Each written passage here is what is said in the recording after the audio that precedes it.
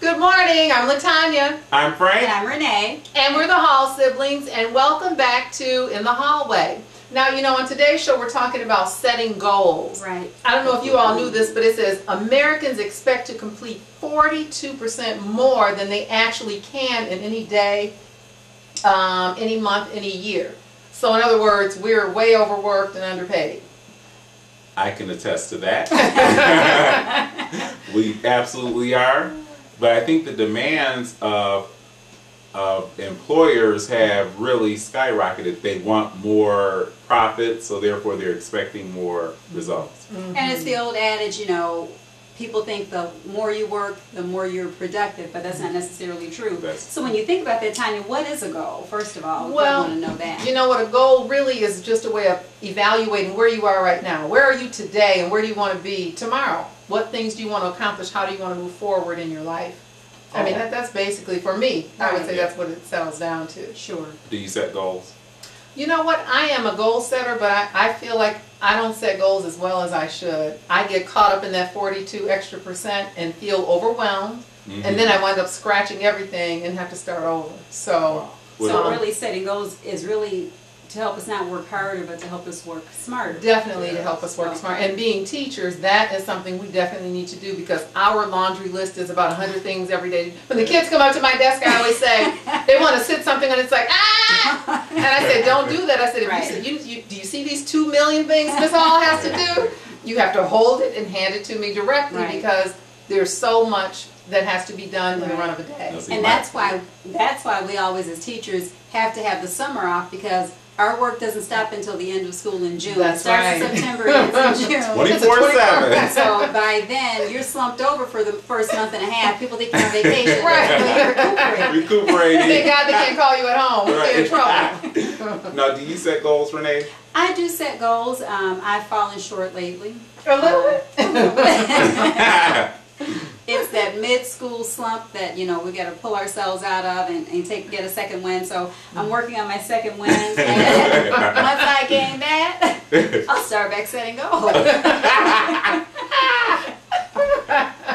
Oh my God. Right now I'm just breathing. Just breathing. Nothing wrong with that. Right. You know, I do set goals myself. You do. Frank's good about setting goals. But the one goal I've been working on since we started teaching is to get to work on time. That's over a decade old. Over a decade old, and this has been my best year for getting to work on time. It's funny because when I walk in late, the boss, you know, they give you a look like, you know, you're late, right? Without saying anything, and I say to myself, "Good morning." I keep right on going to my classroom, smiling. Right. Smiling. Oh, that's funny. And you know what? Every day, because you know we live together. Right. When I'm getting ready for work, if I see Frank in the morning, then I have fallen short of my goal, because I should be out of the house before Frank comes down. I should be on the road. That's right. That's true.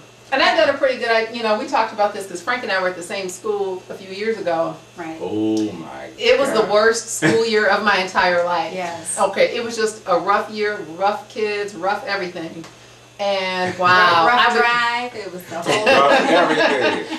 I would get to work, unfortunately, late every day. And he's laughing because it wasn't by mistake; it was intentional. It was intentional. I would drive up there and sit in the parking lot and not go in. But anyway, after that whole deal was over, and I was able to move to a school that things are going well, I vowed to myself that I would be on time every day, and I'm early every day. That's good. Yeah, I'm tickled. I'm early every day, but I start later than you all. They start at 7:30. I start at 8:15. So being the slowpoke of the trio, I need the extra time. You need the extra time. But That's I'm right. always early. But you're always early. Yes, you are. I still wonder how, when we lived with Mother and Daddy, how on earth did we get anywhere on time? Because when Renee got in the bathroom, everybody was late. We had one bathroom. The queen was in the bathroom. Not to be disturbed. Right. And no one did, because everybody was terrified. Say not anymore. Now we have some space. Right. Yes, we do have some space. Yes. But that takes me back when we were at that same school together. I was really, that was the worst year. I was showing up for work 2 hours late. 2 to 3 hours late. The principal was just glad to see somebody showed up. She was sticking. She was still smiling. Yeah. It was so nice. And probably cursing We're me out sorry. behind closed doors. We didn't mean to take advantage. Right. And although I didn't want them to be in that school, I felt left out. It's like they're going through all this together, and I wasn't there to share it. Believe me. Yeah. You can have it. We would have let you go all by yourself. I can That's handle right. Oh, yes, you can. I can handle it. She's So- got atlas shoulders. That's right. So how does someone begin to set goals if they kind of feel like they don't know where to start in their lives?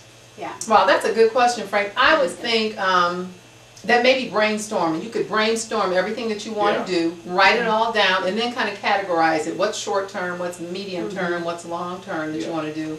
And then find a place to put your goals where you can read them on a daily basis. Because I don't know about you, but for me, I need to be reminded. Sure. It just helps me to see it every day and say, okay, I need to do this, not do this. Right. As a matter of fact, I remember someone that I used to work with, she always used a planner. Pat, she's so organized. Right. And Pat would write down in her planner everything she had to do for the day. Anything she didn't finish, she would circle and then move it to the next day. That way you never forget. Right, and it's a good way to keep checks and balances in place so that you know Yes. the goals that you are achieving Right. versus the ones that you need to catch up on Exactly. or continue working on. And isn't that, I think, the most important thing about setting goals, seeing that you are accomplishing Absolutely. things. Yes. You know, once you say, Progress. wow, I accomplished that, then hey, I can And move that on to builds your something. self-esteem Right. and your Absolutely. self-confidence. It helps to build your momentum too. It does, Yeah. it does. Unfortunately, I put all my goals on a little sticky. And the writing is extra small. It's on those. extra small. I put it in my wallet. Yeah. You do, but Yeah. you're able to keep But up you're with able to it. keep, yeah. Yeah. And I would accomplish say, it. yes, and definitely start with a small goal. Yes. If your goal is to Baby steps. Yes. small steps, if you're trying to lose weight, for example, and you That's want, sensitive. yeah, I know That's it's a a good sensitive, it's a sensitive one, but if you're trying to lose weight, don't go cold turkey going Right. from eating That's whatever right. you want Right. 24 hours a day to going to eating lettuce and broccoli, Right. because then you won't achieve your goal. Exactly. That's right. Can't Or- go from 0 to 60. That's Exactly. right. Take your time. So you have to take small steps. Right. Probably like change one meal out the day instead of eating out 3 times a day. Eat out twice a day. Take a Right. lunch. Yes. Incorporate vegetables. That's Yes. right. Things like that. Yeah. Good thinking. Yeah. Right. Drink more water, Right. for example. You know, that kind of takes me to how would you even develop a plan